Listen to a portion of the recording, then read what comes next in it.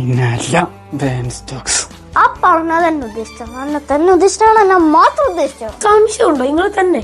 നീമുണ്ട് ആ ഗ്രൗണ്ടിലൂടെ മിന്നൽ മുരളിനെ പോലെ ഓടുക ചങ്ങായിനെ കുറിച്ചിട്ടല്ലേ നീ പറഞ്ഞ കമ്മിറ്റ്മെന്റ് ഇല്ലാന്ന്. അല്ലാണ്ട് ഞാൻ പറയണ്ടേ നമ്മളെ കോച്ചിന് മെയിൻ ആവാൻ വേണ്ടി നിങ്ങൾ മാറിക്കണമെന്ന്?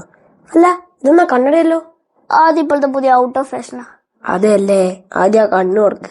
സ്പടികത്തിലെ മോഹൻലാല് കണ്ണട വെച്ച് കരയുന്ന പോലെയുണ്ട്. ജയ്സു, നീ അന്തപ്പക്കം പോടാ. പോടാ. നീ ഇന്ദപ്പക്കം പോടാ. പോടാ. നീ സ്ലോ ബോൾ പോടടാ. പോടറാ. നീ ഏതടാ? ഞാനാണ് ക്യാപ്റ്റൻ. നീ പോയി കീപ്പർ നിക്കടാ. നിക്കടാ. അല്ല ഞാൻ എന്നോട് തന്നെ പറഞ്ഞു.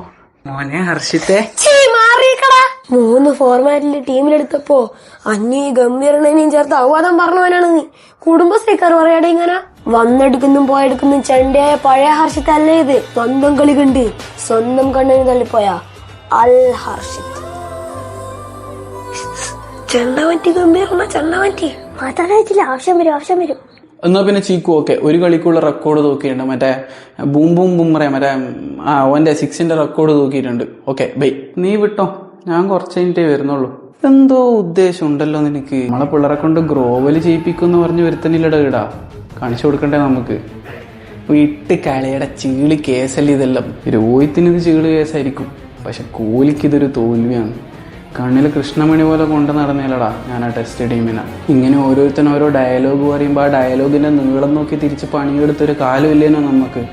കോഹ്ലി ടെസ്റ്റ് ടീമെന്നേ വിരമിച്ചിട്ടുള്ളൂ, ക്രിക്കറ്റ് മതിയാക്കിയിട്ടില്ല. പണി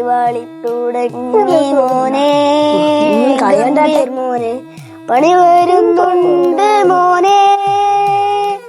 രോഹിത്തും കോഹ്ലിയും ഈ ഫോമിലാണെങ്കിൽ പണി തെറിച്ച്